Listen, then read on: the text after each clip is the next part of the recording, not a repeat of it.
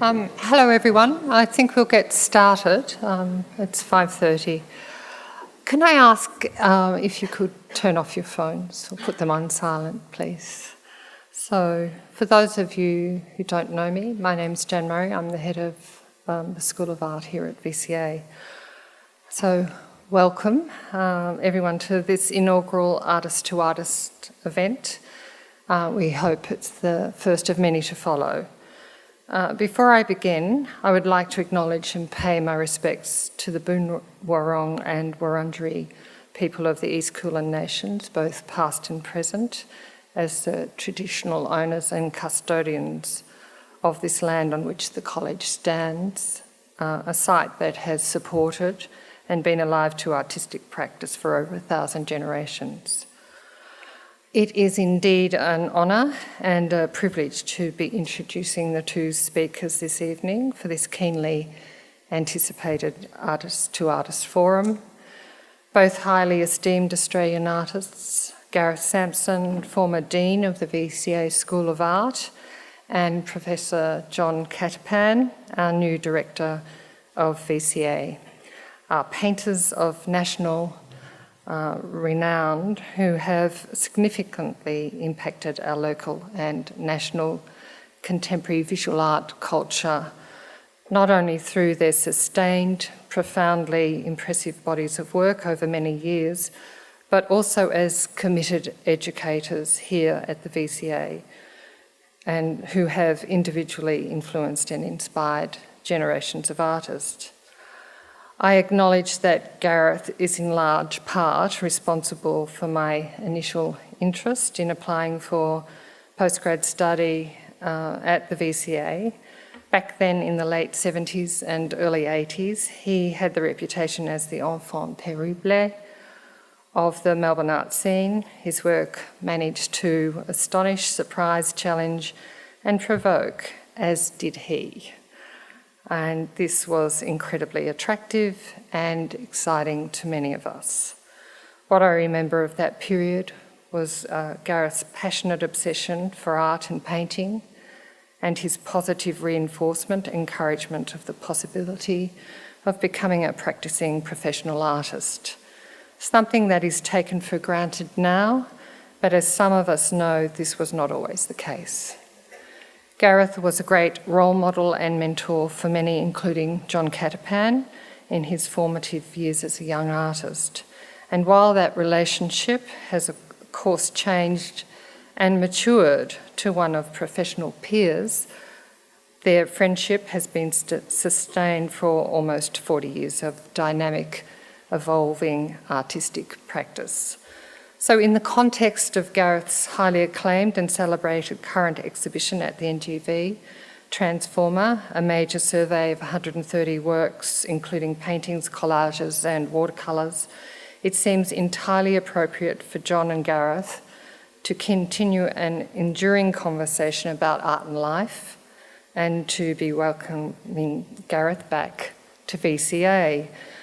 So please join me in welcoming them both.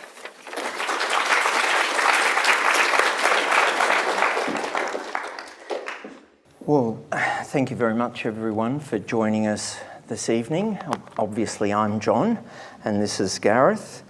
What we're proposing to do tonight we haven't really tried before at the VCA, but I think it's a great opportunity to celebrate not just a great artist, but a great past dean of our institution and certainly someone who has been, for me, along with many artists of my generation, a real kind of bedrock figure in the local scene. So how we're going to do this, we think, we've talked about it a little bit, we've emailed each other, we've touched on the questions. We've probably got 7 or 8 questions that I'll propose to Gareth, and then we'll throw it open to the audience and just play it a little bit by ear.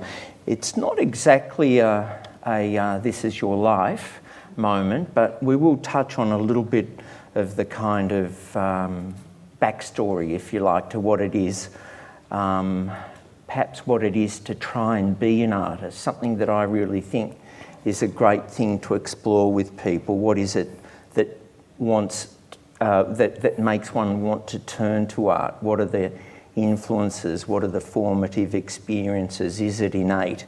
Is it something that's happened to people? And there's a little bit of all of that in Gareth's very, very rich life. So we're going to start right at the start. When Gareth was 14, he was a bit of a prodigious talent, and this is him at age 14 accepting the Herald Art Prize award. So I want to start there, Gareth, not so much with your award, but just to talk about what it was like growing up in Ascot Vale, what it was like. You and I have spoken a bit about your dad and what he did, and you know, your mum also, I know, was a big influence in your life. You need that kind of head start with your parents. So let's just start there. Well, Ascot Vale, of course, back then was part of Essendon. So if you went to Ascot Vale West, as I did, you barracked for Essendon, and you either had on your back 10 or 3. I'll answer the questions about that later on. And I was a cub and a scout, and not much good at very much except drawing and sport. And when I say good at drawing, I wouldn't say I was good at drawing in the academic sense. I had to learn academic drawing later on to pass at RMIT. That's life and costume drawing and head painting, all those sorts of things. I was drawing idiosyncratic things when I was very young, and I kept doing that. So I was either drawing, because my father was a journalist and he was constantly coming home with pads of white paper, and he could draw, although he had one arm, lost the other arm in the First World War. He'd sit me on his knee and draw, bizarrely now I think, Spanish galleons on the high seas. And he had it down pat, 3-dimensional, disappearing to the horizon. So I learnt that, and there was sort of an introduction to drawing using a pencil called Black Prince, which would be the equivalent of maybe 10B, really thick and scungy and nasty. And you could rub it around, do things like that. And my father showed me a lot of tricks, you know, when I was like 10, 11, 12. So drawing was something I took to, I enjoyed, and I could do it. The other thing was, on Facebook, I see all these artists whinging about football, whinging about cricket, whinging about sport, for one very simple reason. They never had ball skills. So when a ball was thrown to them when they were 10, 11, 12, they'd drop it. They couldn't throw it and they couldn't catch it. Well, I happened to be good at all those things. So I played cricket to a very high level. I was in Essendon First District Cricket at 18, and I trained with Essendon Thirds at football, and the Western Suburbs and Ascot Vale was about sport and proving yourself in those manly ways. And although I was tiny, about 10 centimetres shorter than I am now, or even shorter really, with weird nicknames like Sand Soap and various others, you sort of got through all of that. My mother had the idea that I had to go up in station in life, so she enrolled me with the local violin teacher. So I had to ride my bike to violin practice, but all my mates would throw stones at me.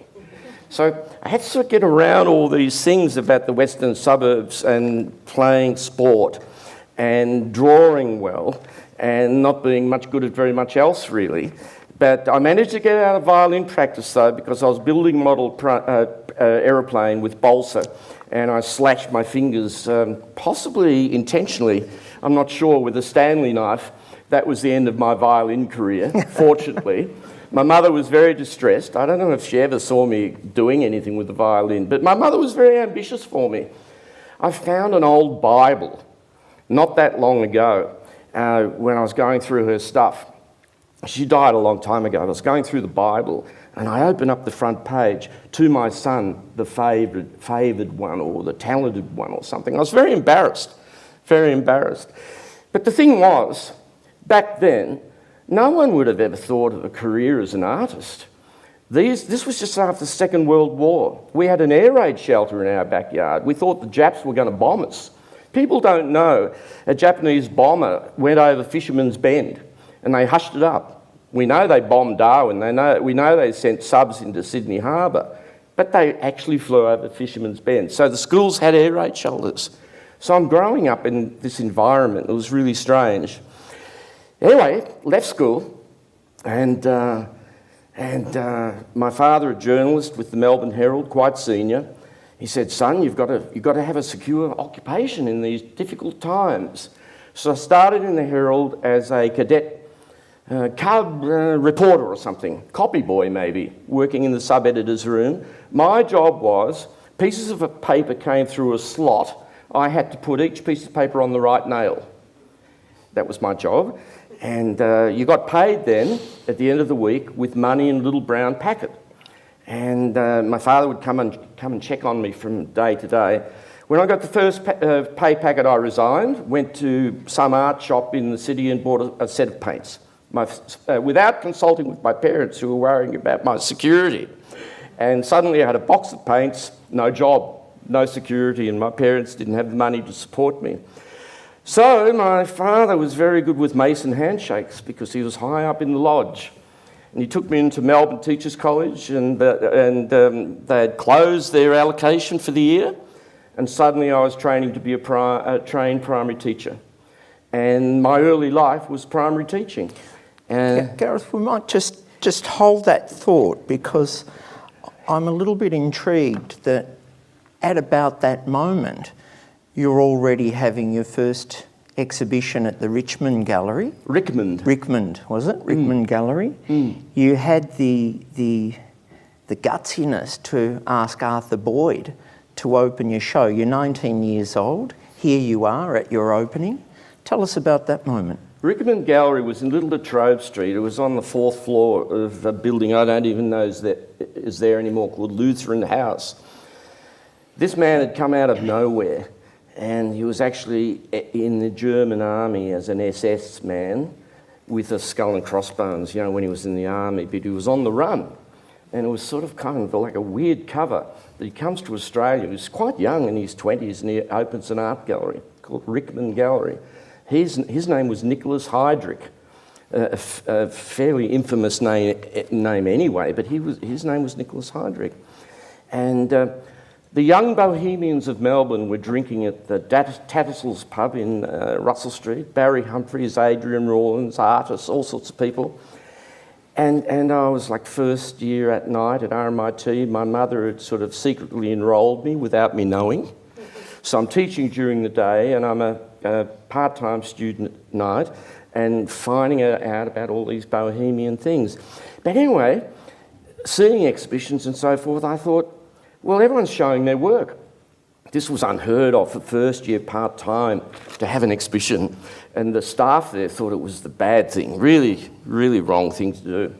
And Nicholas Heydrich, under his assumed name or whatever it was, he said, "You've got to get somebody to open it, because shows in Melbourne now are always opened by somebody important." And I said, "I don't know anybody. I don't know anyone in the art world." He said, "Ring Arthur Boyd." And I hadn't even heard of Arthur Boyd. But I rang him up, and he said, "Oh, yes, who are you again?" And a sort of slightly cultured voice, lived in Eltham, I think.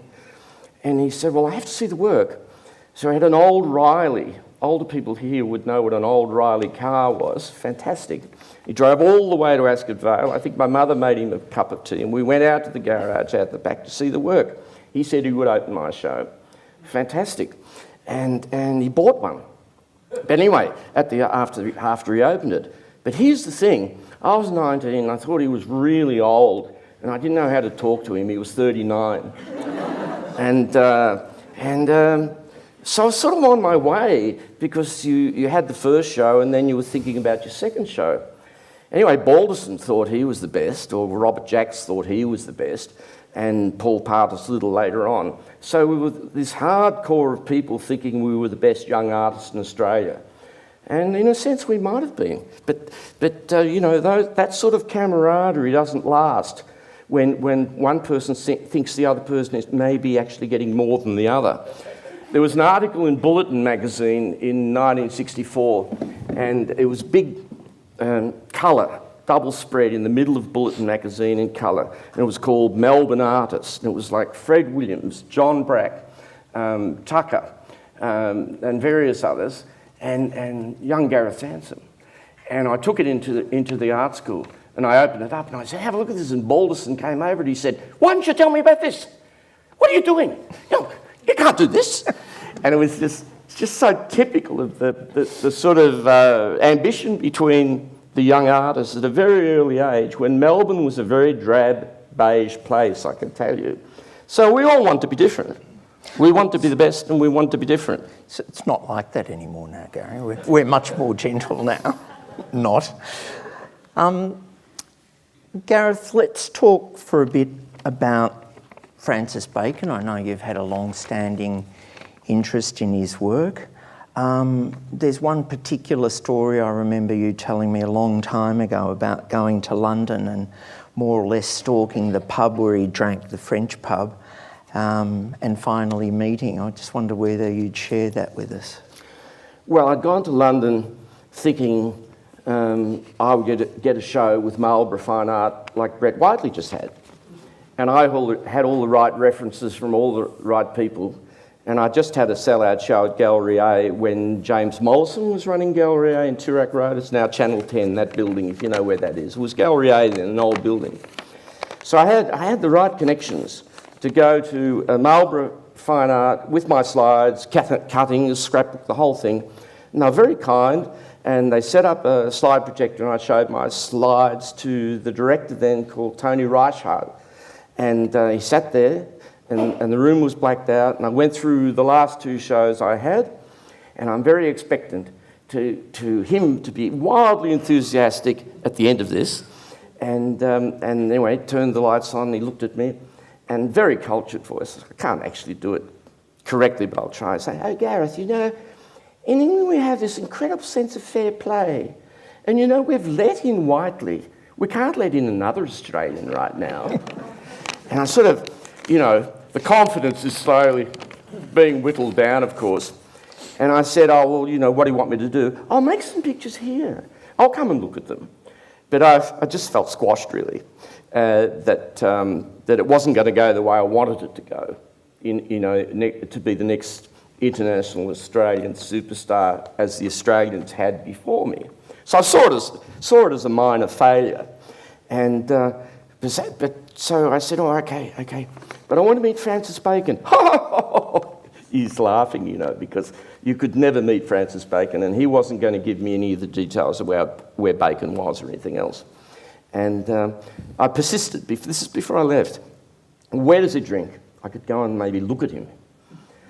And he described the French pub, and he described the Colony Room and Wheeler's Fish Restaurant and all the places that I'd heard about. So January, London, 67, one of the coldest winters, bitter it was, and I just had my father's gabardine overcoat and a roll-neck jumper. It was pathetic, really. And I'm at this French pub, I think Dean Street, I'm not sure. But I'm there every night for, I think, 3 weeks. And of course, he never turns up. And I'm there on this really flat pint of beer, trying to make it sort of last the time. Anyway, just giving up. I'm not going to do this anymore. Just go back to my teaching job in North London and try and make some drawings or whatever and see what happens in London. Anyway, there's a sort of kerfuffle over in the corner, and all these teddy boys have come in. And they're the ones with the hair and the tight suits, the velvet lapels, all Cockney accents saying geezer this and geezer that. And they're all over there, you know.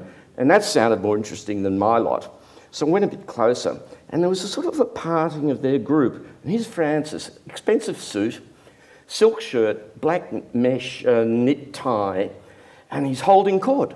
And it's, Francis, the people are saying. And he's being sarcastic or whatever. And no conversation about art at all, but I mingle in. And they're all taller than me. He doesn't notice me, and I'm listening intently to this conversation about who knows what, but not about art. Anyway, he spies me. He says, "Who are you? Where'd you come from? What are you doing here?" And I said, "Oh, just over there." And I was I was about to leave and I heard all this stuff and it just sounded more interesting and I just thought I'd come over. All right then, we'll just sit there and behave yourself and we might buy you a drink. And they did. They did. But here's a lost opportunity, like we all have in life, I suppose. And at the end of this, they're all going to Wheeler's restaurant and Bacon says, well, you'll come with us, won't you? I said, no, I've got to teach in the morning. How dumb is that? How dumb is that? So anyway, as I've said to Simon Maidment and various other people, that was sort of like the Francis Bacon catharsis Sanson complete. Because I painted that picture with his picture on it, but very rarely was I painting a picture like Robert Rooney did with one show, with screaming, twisted face with teeth at South Yarra Gallery, which is not on his CV anymore, I might add. But the point was, I'd met Francis, I saw the show at Marlborough Gallery, I wasn't let down in any way at all, but I realised I've got to find my own iconography in some way. So that's that little story. Fantastic. We're going to move on a little bit. I know that you've liked to mess around with identity a little bit. You find yourself in Ballarat, living there in 72, 73, 74. Was that sort of where it started? Were you lost for something to do, Gary? Well, I went there to escape the Melbourne art world, but also, to be honest, to get a promotion in my teaching career, because I thought I would probably always have to be a teacher. So I got a tertiary job as a lecturer and got out of primary school teaching. And I was sort of entering the tertiary area, lecturing in child art psychology, the stages of child art development, going through primary schools, all that sort of stuff. Plus I was teaching these students painting. And I met a student who wasn't a student doing primary teaching, but she was at a place called School of Mines, where people were training to be art teachers, where they'd end up at a place in Melbourne called Kay House in their final year and become secondary art teachers. And this was this beautiful young woman called Marie Gullick, and she was studying photography. And I was at a loss with my collage because when I was doing collage, I was ripping up magazines and sticking that stuff down, sort of like Kurt Schwitters or whatever. And it never entered my mind to use collage of photographs I'd actually taken myself, because I didn't really know anything about photography. But she was already developing a film, and she had a dark room and the whole thing, and her clothes fitted me. So the thing was, it wasn't necessarily sexual, but it was happenstance that I met somebody who was interested in what I might be trying to do, and someone was going to help me. She probably took some of these photographs, because I wasn't using a self-timer with that early work. And we actually lived together for 4 years, and we set up a fantastic dark room in Hoddle Street, Richmond, where the whole top floor was almost a dark room, and with a Durst 800 enlarger. And if you've seen the movie Blow Up, you would see that David Hemmings, playing a photographer, was actually using an enlarger, swiveled, to put images on a wall really big. So I learned to do that, and I learned the whole idea of traditional photography, which I still have those skills. But that was a revelation, just to be able to meet this person, and we clicked. And because we did, that work actually happened. It may not have happened. I might have been too scared to make it because of my mother trying to look after me all my life. So the fact that I met somebody that I was living with, who was sympathetic to me trying something with my art that was probably in those years dangerous and a little bit edgy, particularly being made in Ballarat, which was very conservative, but little did we know what else was happening in Ballarat at the same time. That's right. Extraordinary. You find that out later on. Anyway, so that's the story, that I met this lovely person. And I didn't go clubbing with her dressed as a woman, but there's another photograph you might put up soon. There it is. And we'd often go dressed like that, and it was David Bowie, and you'd either do clubs at Craig's Hotel in Ballarat, or you'd do the clubs in Melbourne, and you'd meet Melbourne younger people, and it was like a very ambiguous scene, which suited me and the way I want to make art, which was testing the water in very conservative Melbourne. And they were just incredible times. They can't happen now, those times, because everyone is card carrying or flag waving or whatever. In those times, it was actually dangerous to do anything that was even testing that sort of water. I was teaching at Caulfield, and the first show came out where I was showing some of that material, and there was a lovely review by somebody called Maureen Gilchrist in The Age, very supportive, and then an interview by somebody else. And my mother didn't even know I was showing that sort of work. But anyway, the review came out, and at Caulfield Tech, CIT, the idea was that some of the staff would put up the reviews on the student notice board. And they read the reviews. Morning tea, it was always like you'd go to the art table and have a cup of tea. I moved over with my cup. They all changed tables. And I thought, this was Melbourne that a lot of people here don't know, the younger ones. Some of the older people may remember. There was a certain conservative edge.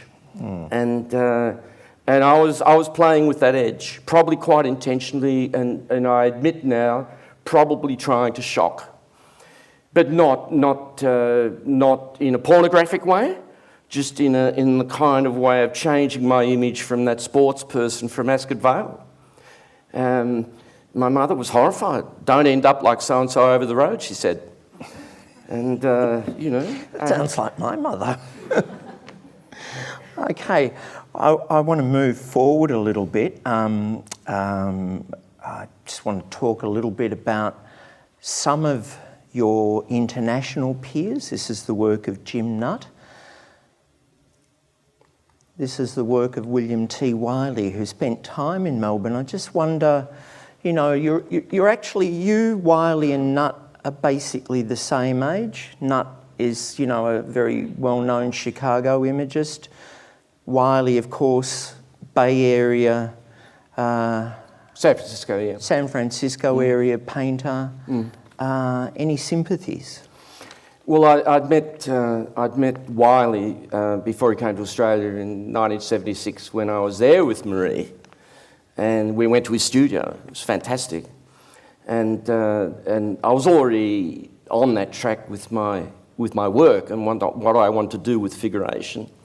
And Nutt was actually working and I saw his work in Chicago, and what he was doing, he was actually working on the reverse side of Perspex, so that all that, you've got the coloured one there? Is that the next Nutt that might, yeah.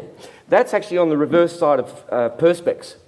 So when you see it, it's got the gloss of being framed with glass in front of it, but it's actually painted on the other side of Perspex, and he was actually cutting holes behind and mounting things in there, and I was pretty interested in his work too, but I don't like his work at all now, but he's still highly regarded. Wiley's still alive, and we correspond, and fantastic.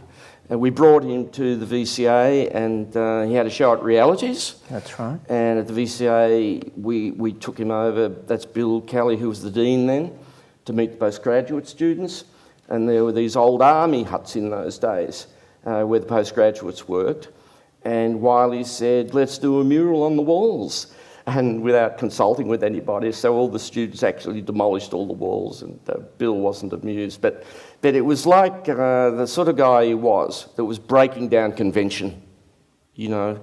And students, through circumstance, can be stifled or afraid. Occupational health and safety now is the one that stifles, and that's quite reasonable too. But when I was a student, there wasn't any such thing. So you're probably working with all these dangerous materials, but certainly when the VCA was the triangular building behind the VCA, printmaking and photography, they weren't protected with extravagant exhaust systems. But now you won't get in secondary schools, I wouldn't have thought, students being allowed to use enamel paints. You won't get that at interview.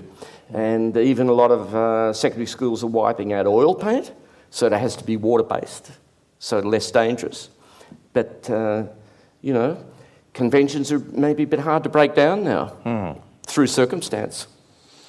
So, Gareth, you end up teaching at Caulfield Institute of Technology, and then you come to the VCA as head of painting in '77, eventually becoming the Dean of the Art School during those heady days in the 80s, right at that moment when painting was making one of its regular comebacks. Strongly figurative work, of course, had become very much in vogue. It was in the ascendant, and you were, I think it's fair to say, a hugely influential figure on many young artists at the VCA and beyond. Two of the big signposts for me, I guess this is a signpost, I'll just go through the people.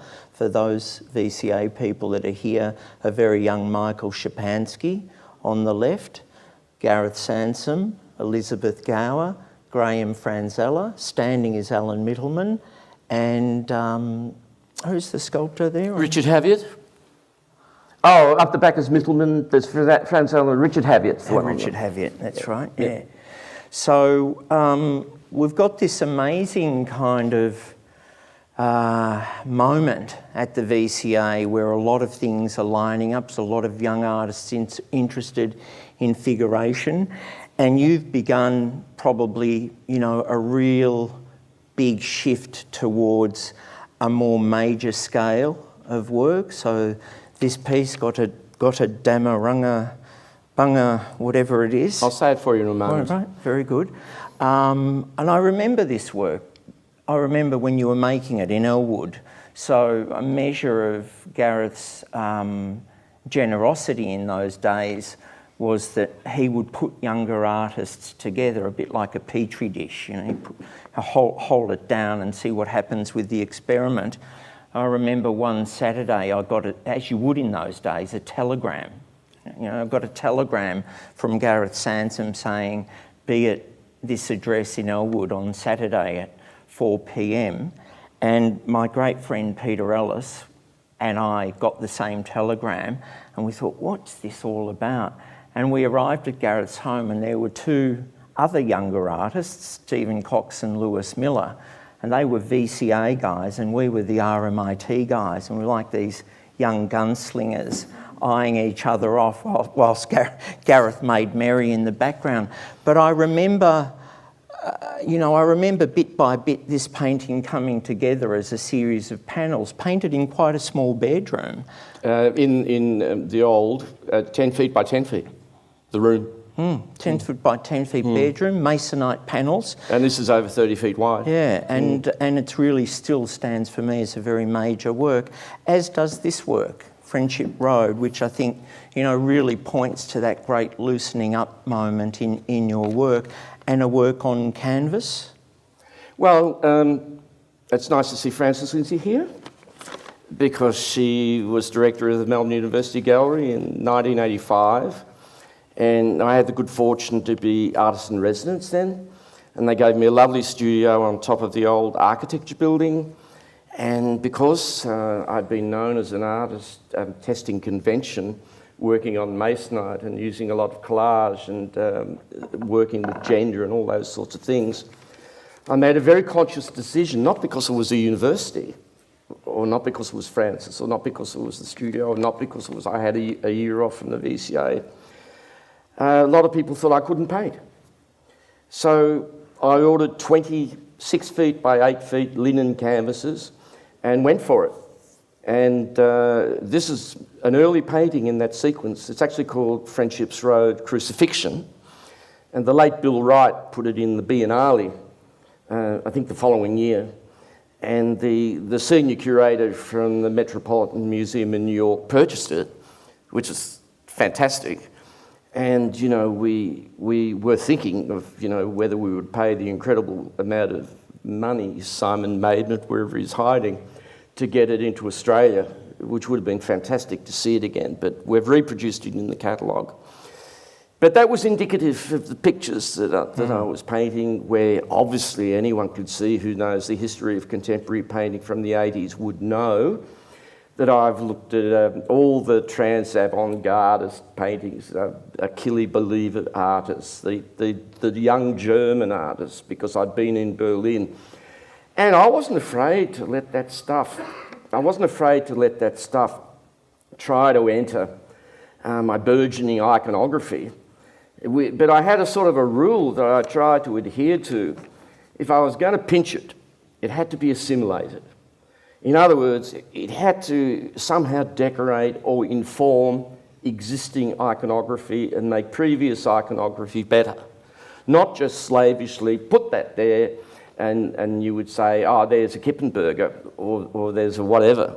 So, you know, what I've always tried to do in my not so subtle borrowing from time to time is always to try to end up like where I think I am roughly now over the last 10 years, where it's all fused, you know, and that's a very favourite painting of mine, actually. It's actually, I wanted a sort of an outsider art idea of Arnold Schwarzenegger, and someone had given me this book, and it was Arnold Schwarzenegger working out when he was winning World Mr. Universe titles and weightlifting and stuff. So the central figure was actually based on that. And there are other influences like my interest in model trains, and then pure abstraction. And the idea always with me was there shouldn't be a rule that a picture has to be either abstraction or figurative or surrealist or this or that. Who the hell can tell you to do that? I could never accept that critics would say, well, it's not this, it's not right. The book says you can't do that. Well, I don't think you're going to make any progress in art if you're going to be stuck in a book, is my mantra. It's corny, but I still believe that. And I think that's still very evident. But I want to just talk for a moment about, well, drawing obviously has been a very big part of your process. So I felt duty bound to put some of that's a very key part of the practice, I think. I know that you finished teaching in 91.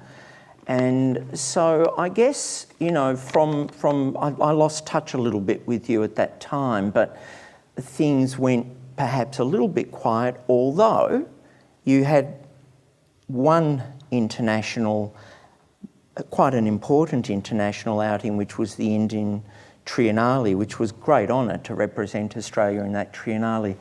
Most artists, in fact most human beings that I know, go to India and they're bemused, frightened, enchanted, frustrated. It feels like going to an entirely different planet when you're there for the first time. Did it affect you? Very much. I was put into this apartment building, sort of deco style. Some French architects went to India in the 30s and 40s, and they sort of rebuilt Delhi. So there's sort of like Turak style curved walls and curved glass, and I had one of those with servants as part of the Indian Triennale to make my watercolours there, and then they would be shown later on. So I've been installed there by the embassy in this place, and I'm all alone in there, in Delhi, and the Qantas executive had been murdered 3 nights previously, and I'm in bed there thinking about that because they've already said that happened, but don't be afraid. So I'm sort of in bed, tossing and turning away from Melbourne, all my support systems, and I can hear this scratching on the metal post outside my window. And I sort of got a shudder up my back at age 49, mind you, sort of a shudder up my back. And then it stopped, so I went back to sleep. Half an hour later, more scratching on the post. Startled again. Half hour after that, same scratching on the post. Anyway, my cook woke me in the morning with very Indian, a glass of Milo, and then some scrambled eggs or whatever, Indian style. And I said, I was very edgy last night. There was a scratching on the metal post outside my window. And he said, was it every half hour? And I said, yes. And did it ever stop? And I said, no. He said, oh, that's the security man. You should only worry if it stopped. And this was the local security system that these people were paid to wander around this middle-class neighbourhood and to make everyone feel okay. But a few nights after that, I wanted to get some sort of civilization, so I wanted to go to a 5-star hotel and have an American meal. I apologise. And so I got a cab, And I walked down to where you get the Indian cab, and he was a Sikh.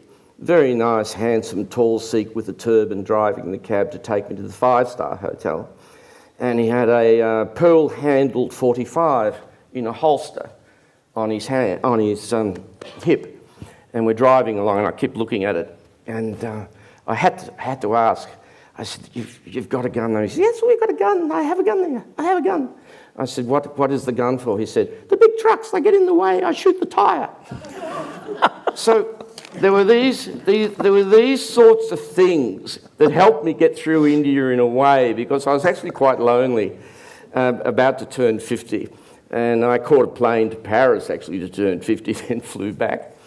And the last little anecdote about that, if I may, was that there was going to be an election in '89, and Rajiv Gandhi of the dynasty was going to be the next top person. And when this sort of thing was going to happen in India, they painted all public buildings freshly white. Directly over the road from my house was a high school, and the wall was covered in graffiti. But the main graffiti that was repeated was IBC assignments. And this was with a phone number. And this was for the high school people or anyone else to ring somebody up and get help with their work. And then the bus would come every morning with people. It was a bus stop as well.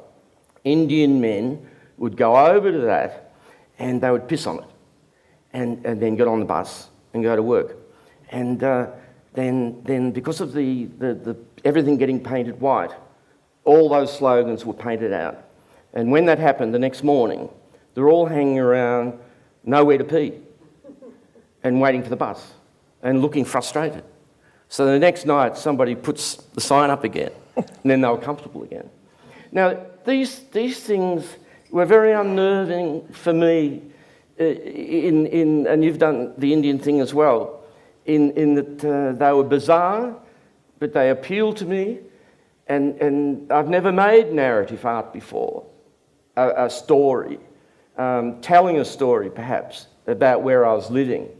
So these watercolours, with just cheap watercolours from Coles I was using on nice paper, but they were cheap watercolours, were just about the sights and sounds of India. And I think I made about 50. And it sort of kept me going. That every day I wanted to start a new watercolour and go out, and I wasn't afraid anymore of being the only non-Indian person in the streets, with a funeral coming one way and a wedding coming the other, going past each other. The groom on a white horse, all dressed up going that way, and with the bandawallas all playing brass music out of tune, coming one way, and the funeral coming the other way, with just the body wrapped in an orange shroud, being transported like this, no coffin, straight to a burning gat around the corner. The smoke would be coming up, and the wedding was already celebrating up the other end. These things really hit me. And, that's what I was doing. Absolutely. I'm going to move forward. We're approaching the end of the time when you and I will speak together, and we're going to throw it open to the audience. But I guess I'm not the first person to note that the early 2000s, something really began to kick into the work. I'm not sure that it's for me to describe exactly, but there's a kind of more unified aesthetic. There's a greater, deeper, much more knowing sense of colour in this work, Sweeney Agonist. There's a great sense of mastery. It's a very, very major work. And if I look at the most recent work, this one also, The Seventh Seal, all of the references are still in place, the filmic references, the kind of melting pot of iconography, cultural references and so on, right through to the last work in your current survey, Transformer. I might just finish by asking you what happened in the early 2000s. It started in 91. I'd taught for 33 years or something, going right back to Teachers College. And you know, I was turning into a sort of a Jekyll and Hyde in trying to make art and trying to be an educator and then trying to be an administrator. And eventually I kind of cracked and I couldn't do it all. And I thought, I've got to get out of here. You know, the school was suddenly going to grow from 130 to 350 or something.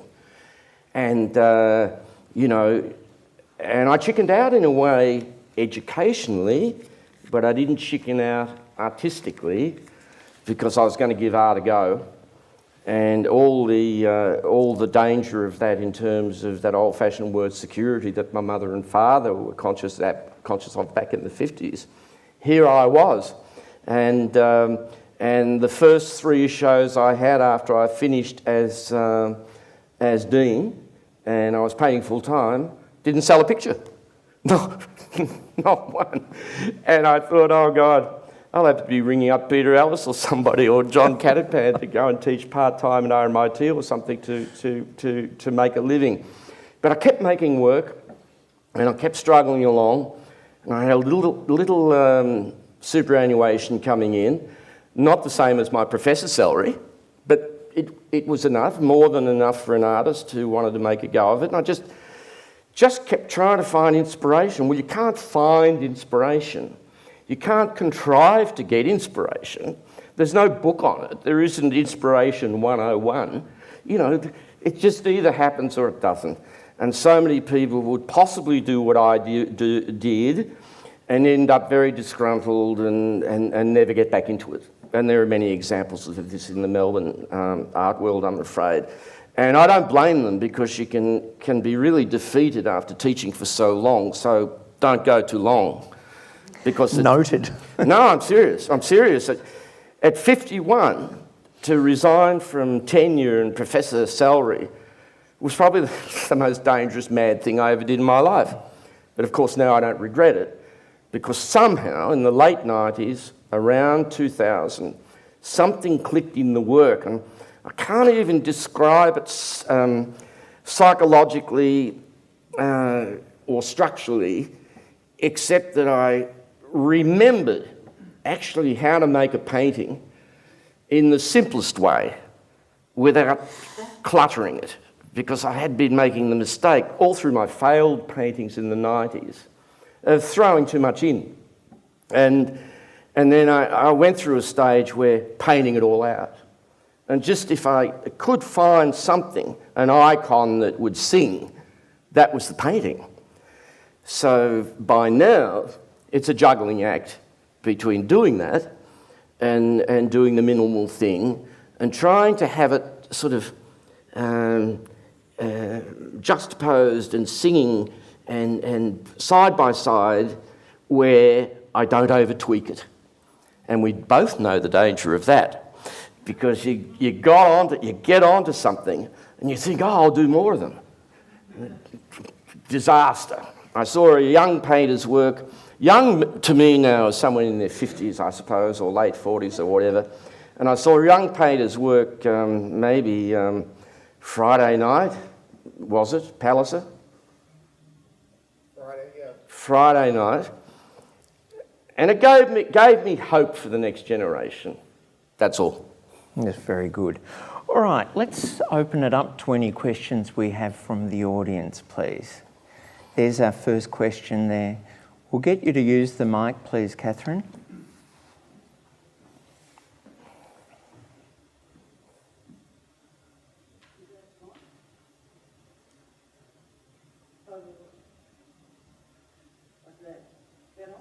I can just ask, just in your early days in art school, Gareth, we're told that there's 80% women at art school, and I was wondering if you can remember any of them. Well, Leslie Dumbrell was pretty good. Right. And she was probably best at the I don't know what the politically correct word is to describe a female artist anymore. But anyway, she was pretty good. And there's another one whose name eludes me, but she's still going, and she's still in Sydney, and probably about 70 or whatever. and Leslie's still painting well. And these two, whatever the other one's name, just I've forgotten, it might come to me, but they were the best. But of course it was all geared by the staff to be about the males. And the competition was between the men? Yes, absolutely, absolutely. And we were sort of almost indoctrinated to not take the women seriously. You know, that it was about us. And the women were almost, and don't take this the wrong way, they sort of were sort of brainwashed in a way to behave that way. And, but obviously things changed, I reckon, at RMIT by the 80s, where some of the best young painters now in their 50s or early 50s or whatever were students at RMIT then, and that's when you had teachers like Jeff Lowe there, and there was a breakthrough where all those boundaries were knocked down, although a lot of the old teachers were still there, still having their 3-hour lunches. But the thing was, there was an incredible enthusiasm by 3 young females in particular, one who's got a show on at the moment at Melbourne University, who shows with Niagara, painting really well. Louise Fortin, I think, is painting very well. Liz Sterling, ironically at the time, had a show at Realities when she was 20 or 21. She looked like being the best. And it's weird how this all sort of works out. She's kind of disappeared. So it's now Angela and Louise fighting it out if that's what happens. I don't know what happens. But yeah, absolutely, absolutely. And, but my background was sort of a bit misogynist as well. Your mother was very important. My mother was very important, and so was my father. But my father was brought up in the old way, you know. But it was my mother who was sort of secretly sort of supporting me in ways my father probably didn't understand. But my father did frame my first show at the Rickman Gallery, which was pegboard walls like in your father's garage, where the pictures hung on the pegboard walls with little hooks, you know, where the tools usually go. But you had to frame them, Nicholas Heydrich said. And so we went down to a second-hand shop in Union Road, Ascot Vale, and we bought about 30 frames. But none of my pictures fitted the frames, so my father cut the pictures. So anyway, but my pictures actually looked all right on Mace Night with these Baroque frames. Really strange. And it was only need a little bit of trimming. All right, let's trim to another question. Thank you.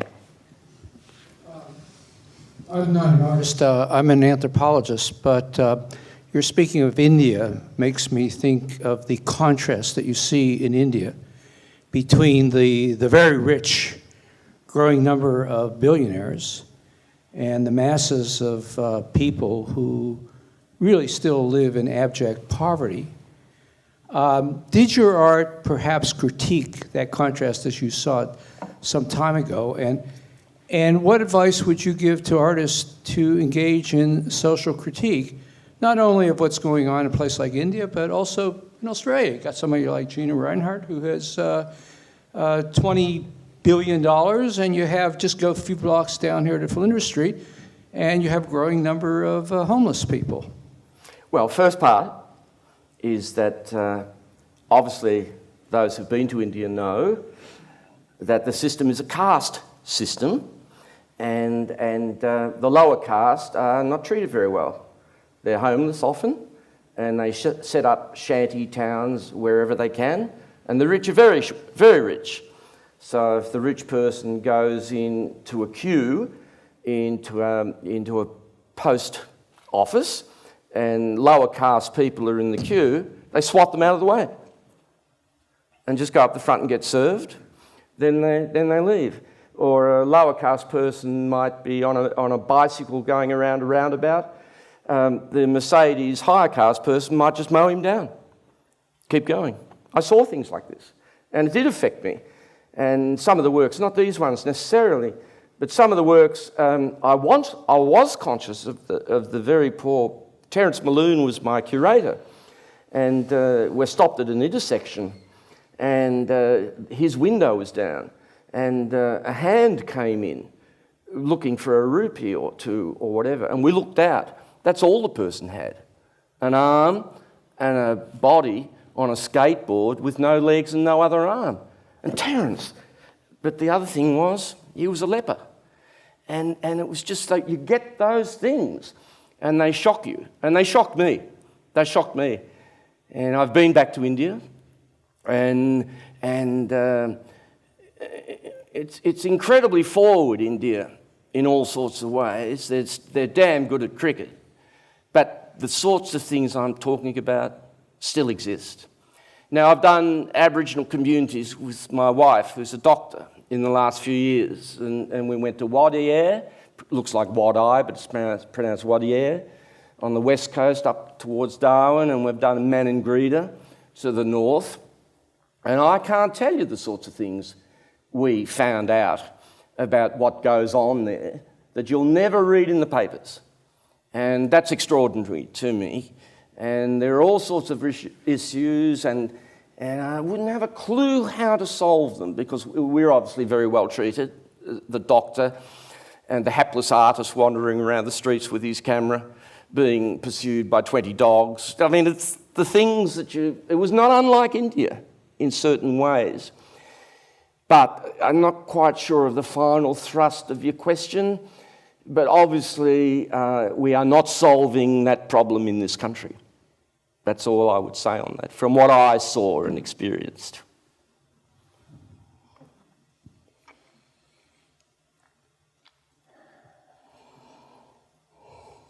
We have another question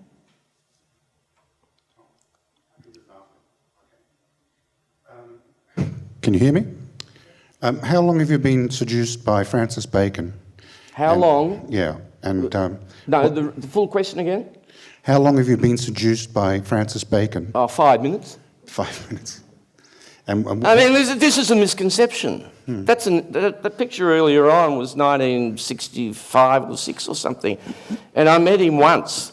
You know, I might have the biggest library of Francis Bacon books in Australia, but I'm not seduced by him. I've seen the latest interview on YouTube that was just a month or two before he died. It's audio. He goes to Madrid to meet his lover and dies, you know, and he dies in a Catholic hospital, and he's not religious. And he's laid out on the slab, and he has masking tape around his head with the word in pencil pen Bacon on that. And it was just, in a way, totally ironic that Bacon would end up like dead meat, like he says in all the interviews. But the final interview, you can feel, only a couple of years older than I am now, he died of lungs and asthma and various other things that he had. Seduced by Francis Bacon? No, I don't think so. Very interested in Bacon and how he evolved from his background and how he suddenly came out of nowhere in the late 30s, early 40s with a painting shown at the Tate Gallery called Three Figures at the Base of a Crucifixion. And when that was shown, it was like dynamite, straight after the war, and it just affected people because London had just been through the Blitz and everything else, and that picture, it was just sort of horrifying for people, but he absolutely nailed it and summed up his experience, because he wasn't admitted into the army or whatever. He was like an area warden he was, and male prostitute in the dark, like Quentin Crisp. But an incredible survivor. I admire that in him, but his late paintings to me are weak. And that's a sadness, because they became very refined, and he was drawing them up and delicately painting them because he'd lost the verve that enabled him, when he was up to his mid-60s, change a picture at the last moment with a flourish to make it better. So the very last pictures, they're just weak. But it doesn't stop me loving the idea of him. Seduced for 5 minutes. We have another question here. Nick?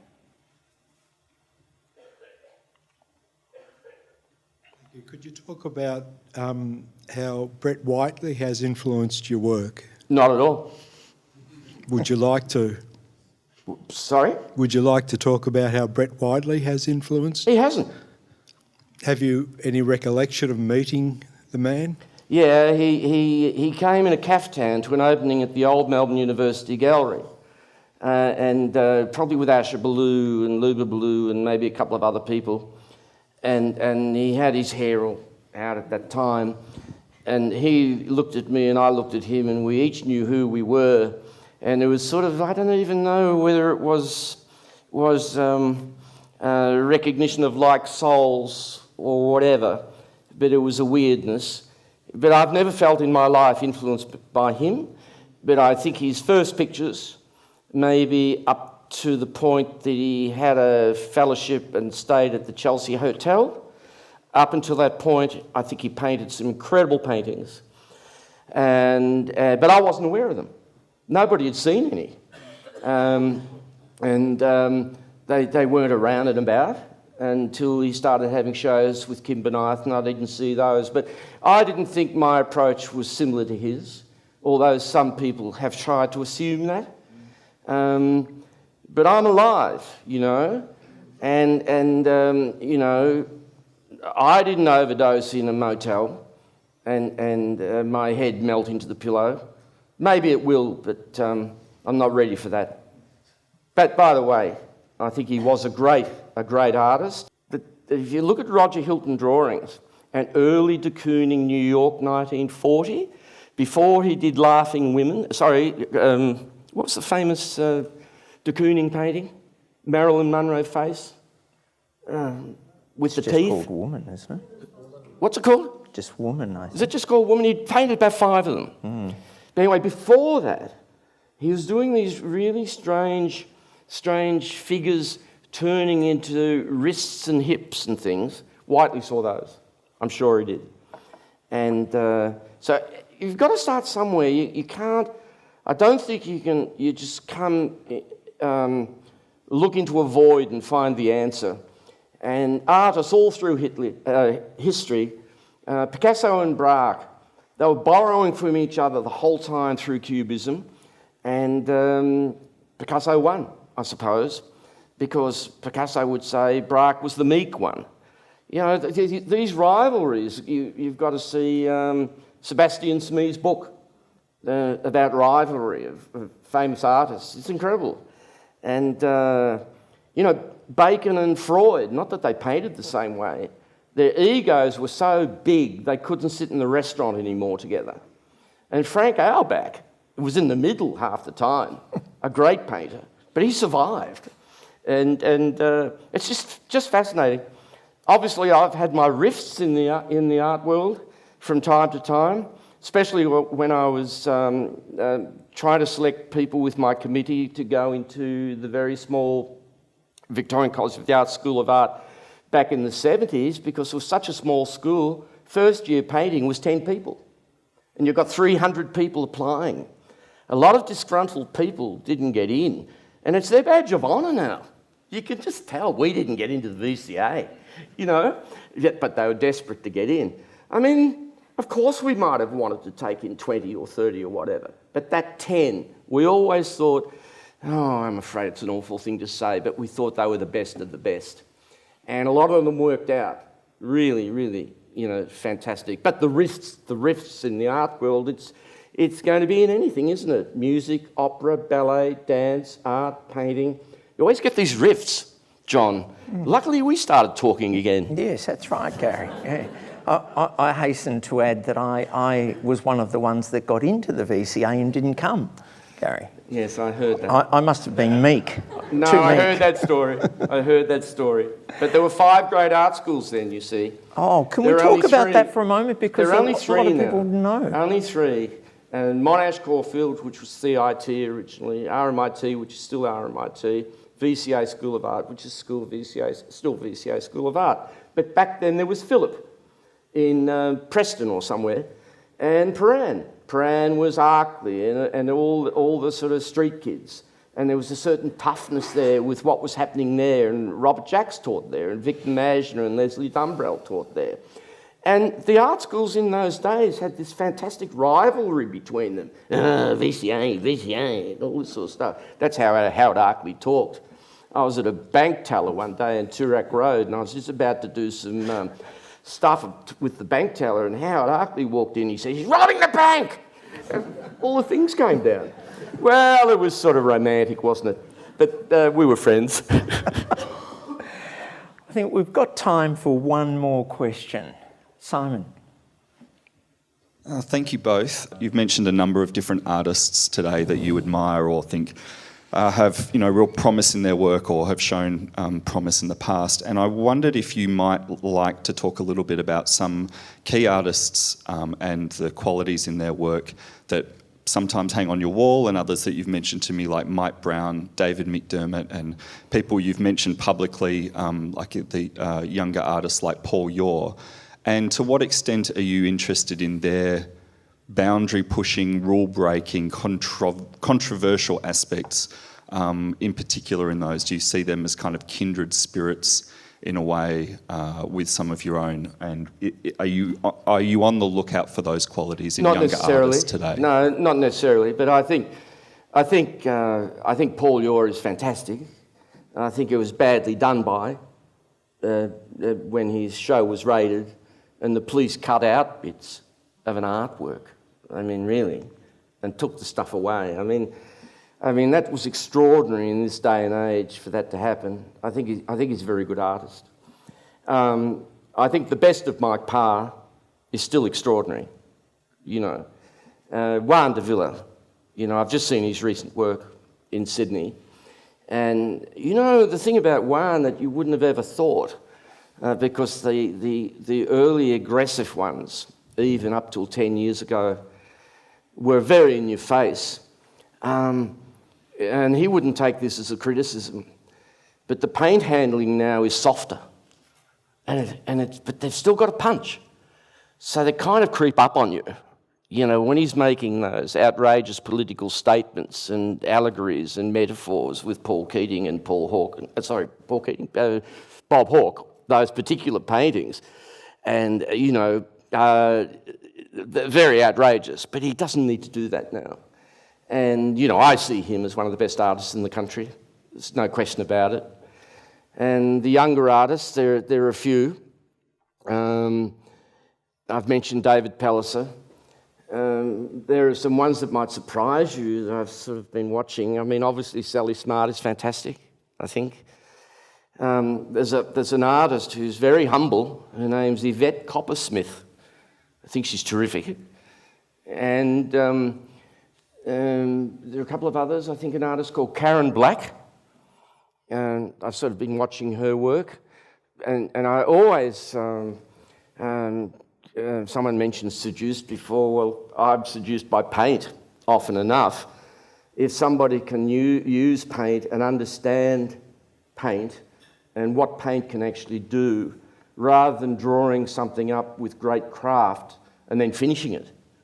And the great painters, if you look at an infrared of a Rembrandt, look underneath where it was, where the eye was. It was over there, or the nose was there and stuff. And, you get a lot of figurative artists. They sketch it, they draw it, they do a watercolour of it, and they draw it up with a grid even, then paint it and finish it and sell it.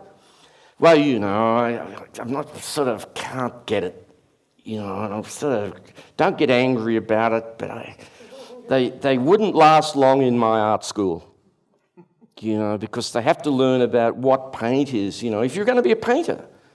I really think it is about lust for paint and painting, and that is an old-fashioned concept, I admit, And I do some modern things now with my paintings, shortcuts, all sorts of things. But, the overriding thing, I think, that makes the good ones work is the paint quality and the colour.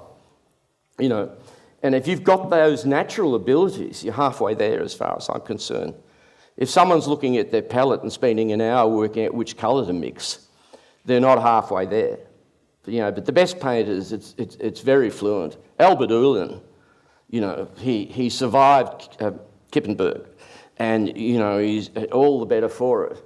Still painting terrific pictures. A German, I suppose, he must be heading towards 70 or over. What would he be? Mid-60s. Fantastic artist.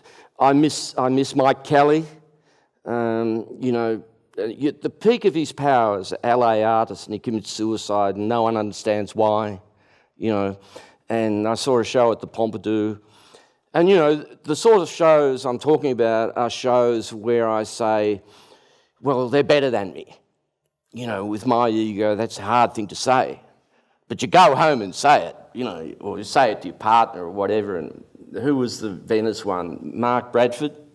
Incredible. Incredible. 7 foot tall artist. You know, and I said, oh, could I get your autograph? And he said, heads up there. It's like a basketball. For me, that was the best show in Venice. You know, just the technique, the bravura, the confidence, and the bravery, and you know he starts projects for poor kids, all those worthy things. But he's one of the best artists in the country, in the world, I think, at the moment. Interesting take.